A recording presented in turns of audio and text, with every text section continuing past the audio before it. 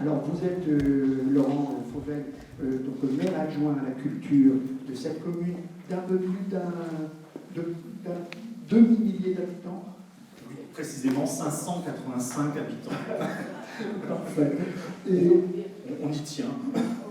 Et alors qu'il y a une particularité, c'est le premier, le seul village de France et de Navarre qui soit labellisé jardin remarquable. Tout le village. Tout le village, tout à fait, pour la seconde fois depuis 2017. Ah, ouais.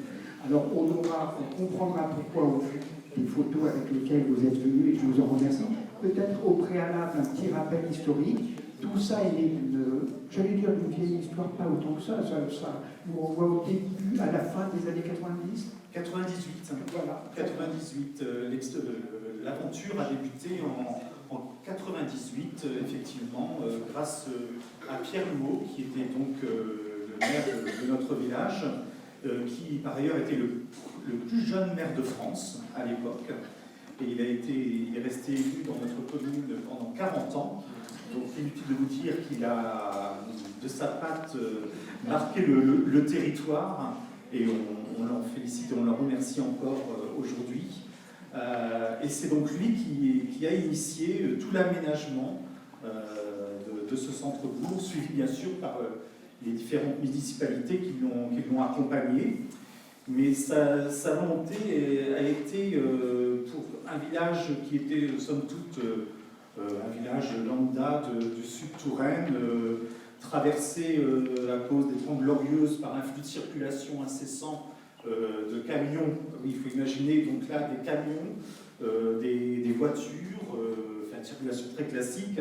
Et lui, du haut de ses 35 ans de mémoire, a dit bah non, j'ai envie de replacer le citoyen, le Chévinois dans son environnement et donc d'offrir un cadre de vie à sa population.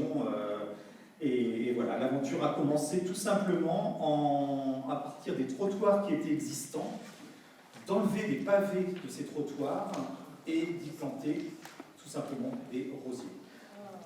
Et la magie est opérée puisque nous sommes en Touraine, nous sommes sur des terres argilo-calcaires et les rosiers, bien évidemment, se sont régalés de cette implantation.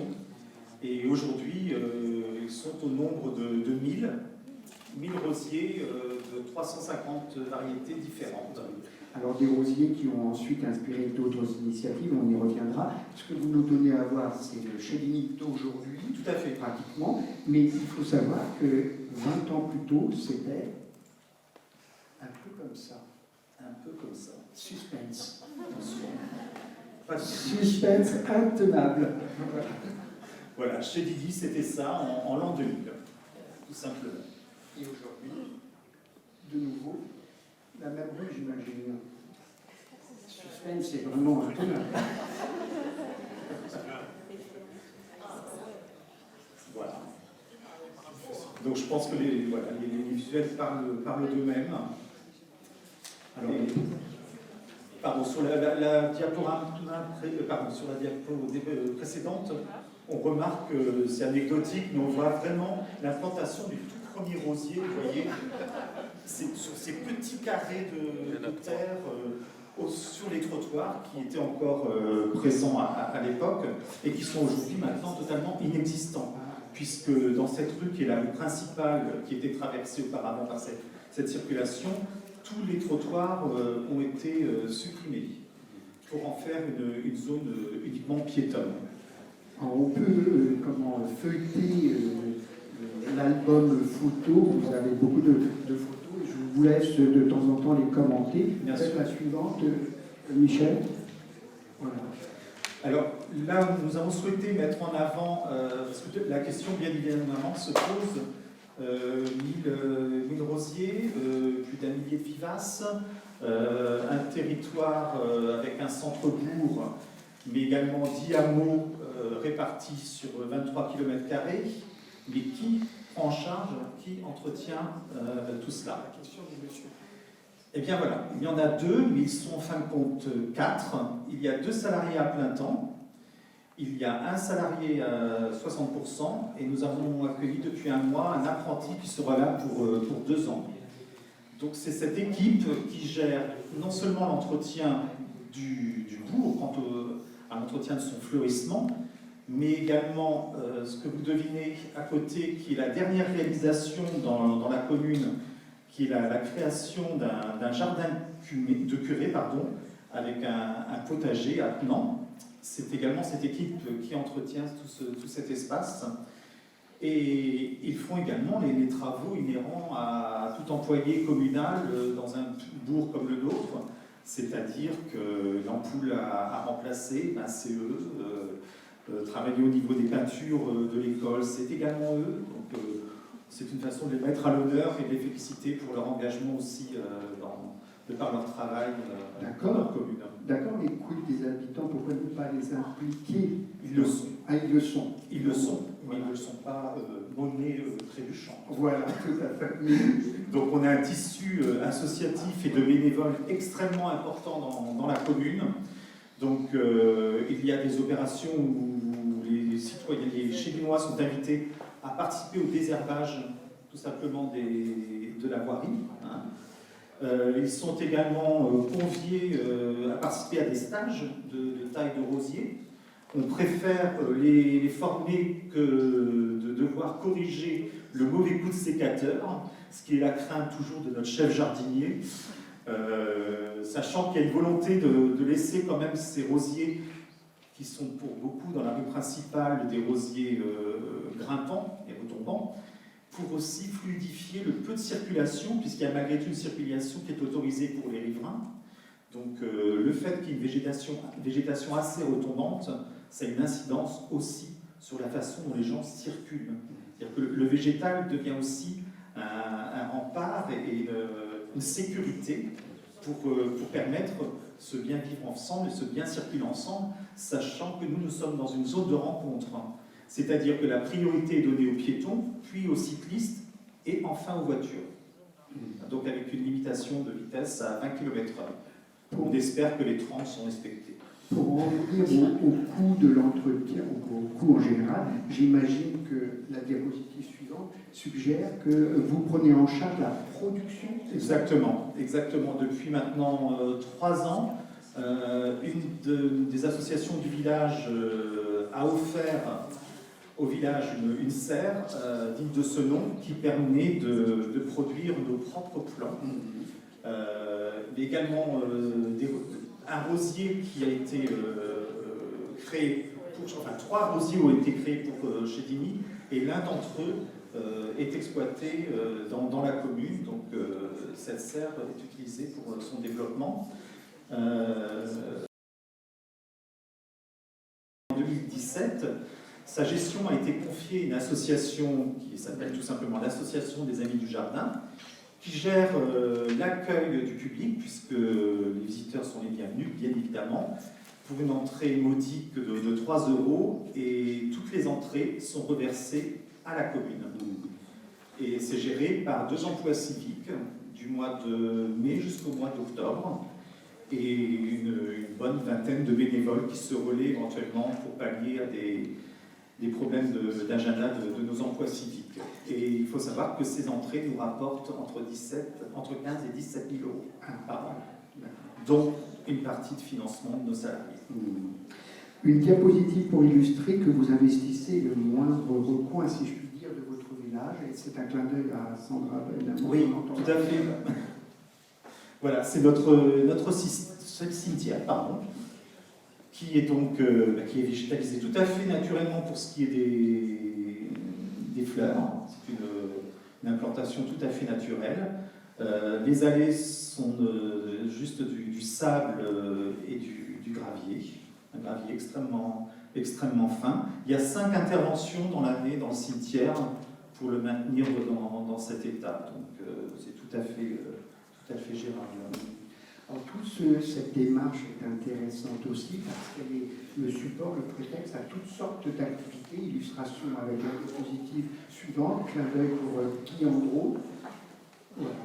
Voilà. C'est pour évoquer bien sûr l'impact que ce cheminement, ce fleurissement a pu avoir sur la faune, la flore dans le village. Donc bien évidemment, des nichoirs à oiseaux créés et réalisés aussi par les employés. Donc, je vais citer Clément ici, qui réalise tous nos nichoirs et qui sont disséminés dans tout le village pour accueillir les oiseaux, bien évidemment. Et on a donc 5 ruches qui ont été implantées également dans le village, dont une à vocation pédagogique dans le jardin curé. Et là, vous avez donc l'apiculteur qui produit lui le miel, qui est commercialisé au niveau de la serre du jardin. Oui, c'était en réponse à la question que je vous posais, c'est-à-dire quid des effets secondaires, entre guillemets, de la plantation de rosiers sur la biodiversité animale, on va dire. Donc voilà. Une autre illustration du fait que c'est un support d'activité, c'est avec la diapositive suivante, c'est les activités de formation, d'initiation, que vous avez déjà évoquées. Oui, alors on a des stages de taille de rosier qui sont proposés au mois de février, qui est la période la plus favorable pour la taille. Également des promenades florales qui sont organisées tout au long de l'année par des bénévoles férus, passionnés de botanique, qui sont de merveilleux ambassadeurs pour Chedini, et qui ont le plaisir d'accueillir soit des individuels, soit des groupes, soit des groupements d'élus qui nous rendent visite tout au long de l'année. Alors des adultes, mais aussi des enfants, comme le montre la diapositive suivante. Oui, alors ça c'est notre volonté, c'est d'être en lien, on parle toujours, on est dans ce bien vivre ensemble, hein, et puis dans ce travail pédagogique. Et il se fait, bien évidemment, ça a été évoqué lors de différents entretiens dans la matinée, mais cela passe par le monde de l'enfance. Donc les enfants sont les bienvenus dans le cadre du jardin de curé, en compagnie de Clément, qui anime des ateliers en leur compagnie, des ateliers de goût, des ateliers découvertes. Il y a également des ateliers de lecture autour de la littérature autour du jardin, qui sont proposés aux enfants des écoles. On est sur un RPI, donc un regroupement scolaire, et on a donc de la maternelle au primaire des enfants qui viennent nous rendre visite très régulièrement. Une diapositive pour faire plaisir à Anne Gaillard, puisque voilà, Anne Gaillard qui nous expliquait qu'il fallait aussi penser à la dimension festive. Nous y sommes avec ce Festival des Roses. Tout à fait, chaque année, depuis plus de 15 ans maintenant, oui. Vous êtes les bienvenus le dernier week-end de mai au Festival des Roses de Chedini, qui se tient au cœur du village. Hein, donc vous aurez l'occasion de visiter et le lieu et aussi de vous régaler du travail proposé, des réalisations proposées, soit par les artisans, soit par les rosiéristes, qui ne sont pas des revendeurs. Hein. On tient vraiment, il y a une sélection très très pointue au niveau soit des artisans, soit des producteurs de roses qui participent à l'événement. Très rapidement, une diapositive pour montrer que tout cela est aussi le support de recherche, c'est ça, tout à fait. Action. Il y a donc une édition du CEREMA qui a été faite exclusivement sur l'aménagement de Chedini. J'en ai amené quelques exemplaires, si cela peut vous intéresser, et donc qui explique tout le parcours qui a permis aujourd'hui d'arriver à cette superbe réalisation. Dont on peut prendre la mesure encore avec la diapositive suivante. Voilà, Chedini, et puis une autre encore, qui montre aussi comment l'espace, ça contribue à la sécurisation de l'espace public. Tout à fait, absolument. Ouais.